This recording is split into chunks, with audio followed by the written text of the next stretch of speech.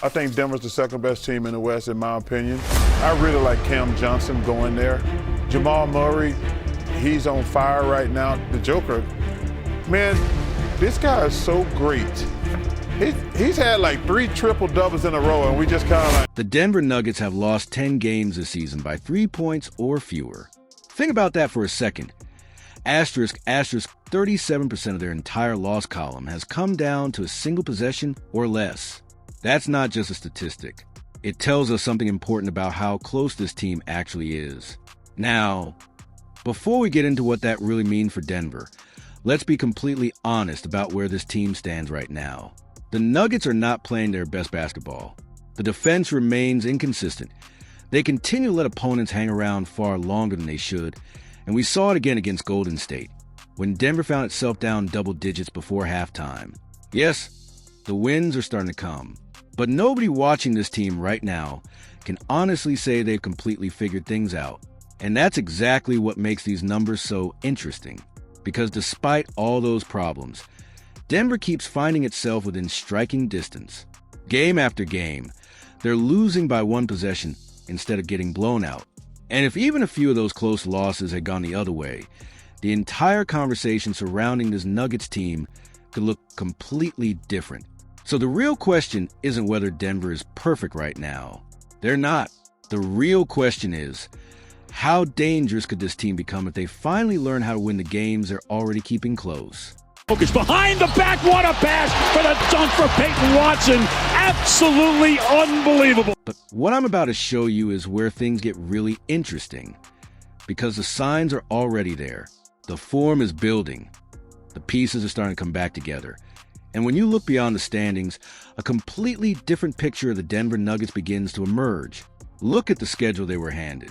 Look at the injuries they've had to absorb. Look at the games they've lost by the smallest possible margins. When you put all of those pieces together, the story of this season suddenly looks very different from what the standings suggest, because the record doesn't tell the whole story. And the Real Denver Nuggets may only just be starting to show up. Let's go all the way back to the beginning of the season, because this is context that has been almost completely buried beneath the injury narrative. Denver opened the year 26, the best start in franchise history. At one point, they were ranked inside the top 5 in both offensive and defensive efficiency at the same time. This wasn't just a good Nuggets team. This looked like a team that could legitimately challenge for the number 1 seed in the Western Conference. Then everything changed. The injury bug hit Denver harder than almost anyone could have expected. Aaron Gordon went down with a hamstring strain and ultimately missed 43 of the team's first 75 games. Nikola Jokić missed roughly a month with a hyperextended left knee and bone bruise. Peyton Watson missed 19 consecutive games with a hamstring issue of his own.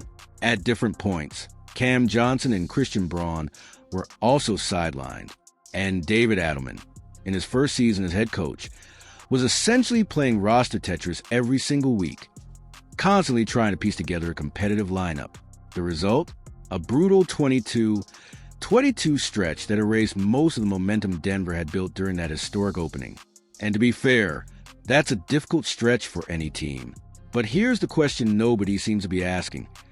What did that stretch actually look like? Because when you dig deeper, it starts looking less like an inconsistent team falling apart, and more like a shorthanded team somehow surviving one of the most demanding schedules in the NBA. And this is where the story gets even more interesting. Before the season began, Denver was scheduled to play 16 back-to-back sets, tied for the most in the entire league alongside Philadelphia, Phoenix, Charlotte, and Washington. The league-wide average was just 14, for asterisk. But because of games being rescheduled throughout the season, that number eventually climbed even higher.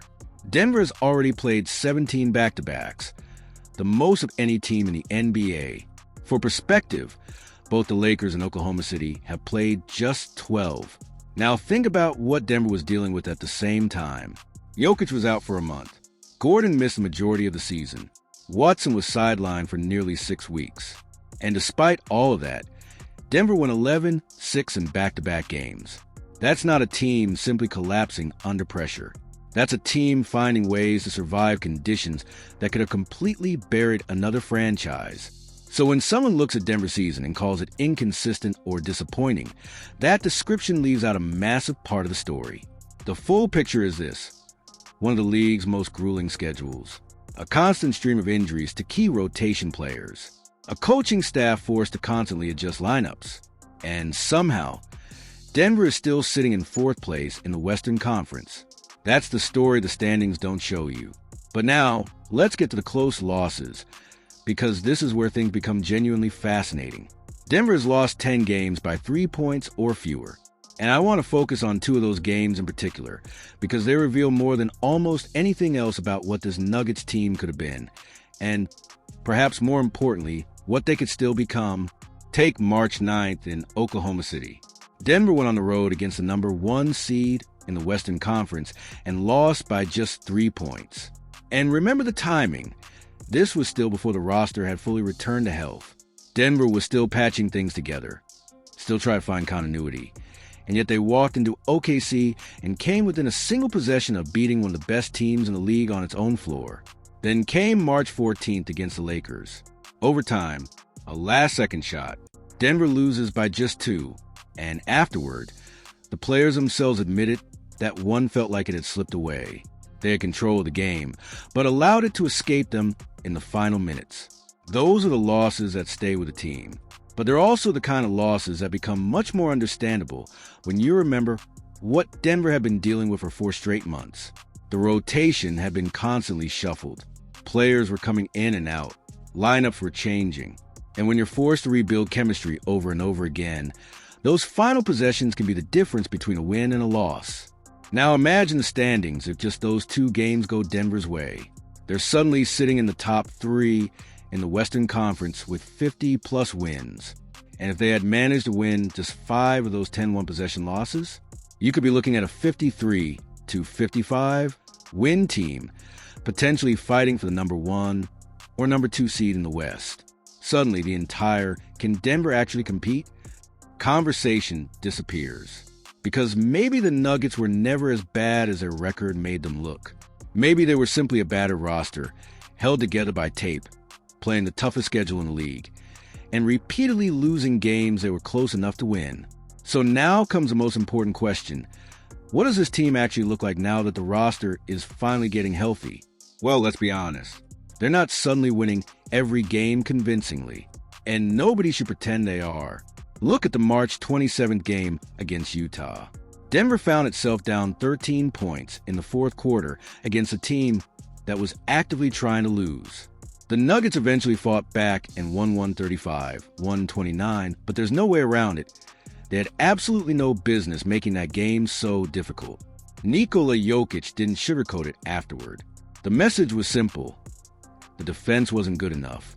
Layup after layup. Defensive breakdown after defensive breakdown. That tells you exactly where this team still is a problem. Denver can completely switch off for stretches of a game and then rely on its offensive firepower to bail itself out. And then there was Golden State. The Nuggets were down double digits before halftime. The Warriors were clearly the better team for much of the first half. And then something changed. Denver came out after halftime and outscored Golden State by 30 points, eventually winning 116-93. But let's not rewrite that game as if Denver dominated from the opening tip. They didn't. They needed a halftime reset to rediscover the level of basketball. Their talent suggests they should be capable of playing consistently. And that's the biggest issue right now. The defense still needs real work. The effort needs to be more consistent. And the mental lapses have to disappear. Saturday's matchup against San Antonio is going to be a completely different test. The Spurs are not Utah. They're not Golden State. If Denver goes out there and produces the same kind of defensive effort we saw against the Jazz, that's a serious warning sign heading into April. But if the Nuggets can tighten everything up against the San Antonio team that has been one of the league's best this season, then we may finally have evidence that the switch is starting to flip. And that's what makes this entire situation so fascinating. The wins are coming, even when the performances aren't perfect, even when Denver falls behind at halftime, even when they give up too many easy looks in the paint. They're finding ways to win, and that matters, because winning ugly still counts. It builds habits, it builds confidence, It builds trust. And perhaps most importantly, it creates a belief inside a locker room that can become incredibly valuable once the postseason arrives. The Nuggets don't need to look perfect right now. They just need to keep getting better. Because if this team can finally put together the defense, health, chemistry, and consistency that we've been waiting to see all season, the version of Denver that shows up in the playoffs could look very different from the team we watched struggle through the middle of the season. Unstoppable force. Nikola Jokić with 23, 13, and 7. Okay, now let's talk about what Nikola Jokić has actually been doing during this run, because this might be the most overlooked part of the entire Denver Nuggets story. While everyone has been debating Denver's defense, their inconsistency, and their place in the Western Conference standings, Jokić has quietly been putting together a stretch that deserves far more attention. During this run, Jokić is averaging 24, 7 points, 15 rebounds, and 13. 2 assists ***, while shooting an incredible 57, 3% from the field ***, and he's already recorded 4 triple-doubles. But the numbers only tell part of the story. Let's walk through what he's actually been doing. On March 24th against Phoenix, Jokić finished with 23 points, 17 rebounds, and 17 assists on the road. Then, with just 11 seconds remaining and the game tied, Denver turned to him. Jokić delivered. He knocked down the floater. Denver won 125-123, and once again, the moment didn't seem too big for him. That's one of the most remarkable things about Jokić. The bigger the moment gets, the calmer he seems to become. Then came Dallas. Jokić put up 23 points, 21 rebounds, and 19 assists, coming within a single assist of a 20-20-20 game. And somehow, that still wasn't the craziest part. Jamal Murray exploded for 53 points on 19 of 28 shooting, including 9 three-pointers. It was the first game in NBA history in which one player scored 50-plus points while his teammate recorded at least 20 rebounds and 15 assists. That's not just impressive. That's absurd. Then against Utah, Jokić was nearly flawless. 33 points on 13 of 16 shooting. An incredible 81% from the field, along with 15 rebounds and 12 assists. And remember, Denver was still down 13 points in the fourth quarter. Jokić helped drag them all the way back. Then came Golden State.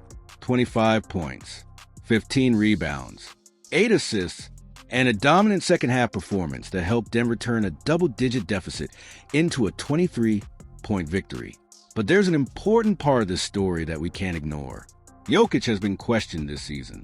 After returning from his knee injury, his shooting efficiency dipped, his turnovers increased, and by his own admission, he described the performances as inconsistent. For a normal NBA player, those numbers would still look incredible. But Jokić isn't being compared to normal standards. He's being compared to Nikola Jokić at his absolute best. And over these last few games, something appears to be changing. Jokić is starting to recalibrate. He's beginning to look more like the player we saw before the injury. The version averaging roughly 30 points, 12 rebounds, and 11 assists while shooting around 60% from the field. And that version of Jokić? That version is terrifying. Because when Jokić is scoring efficiently, controlling the glass, creating everything from the post, and consistently finding his teammates, there simply aren't many defensive answers for him. And if this is what Denver is getting from Jokić heading into the postseason, then the conversation around the Nuggets changes completely. Because Denver doesn't need Jokić to become something he's never been. They just need him to get back to being the version of himself that the entire league already fears. And with the Lakers, 20-20, and the blue arrow thunders one down. And then there's Jamal Murray. Because while Nikola Jokić has dominated the headlines, Murray is quietly putting together the best season of his career. He's averaging 25, 5 points and 7. 2 assists per game ***, both career-high numbers, and for the first time in his career, he made the All-Star team. He's also exploded for multiple 50-point performances this season, and has established himself as one of the NBA's most dangerous high-volume three-point shooters. Murray is knocking down 42, 8% of his threes on 7, 5 attempts per game ***. And he just broke the Denver Nuggets franchise record for three-pointers made in a single season, reaching 222 and counting. Think about how crazy that is. On most teams in the NBA, Jamal Murray would be the unquestioned number one option, and all the games Denver had to play without the right players on the floor at the same time. Now, for the first time in months, those pieces are slowly coming back together, and they're doing it at exactly the right time of the year. So here's the question. Are the Denver Nuggets finally starting to look dangerous again? Let me know what you think in the comments. If you enjoyed the video, hit the like button, subscribe to the channel, and turn on notifications so you don't miss the next one. And if you want to keep watching, check out one of these videos on your screen right now. Because if Denver really is putting everything together at the perfect time, the Western Conference may have a serious problem on its hands.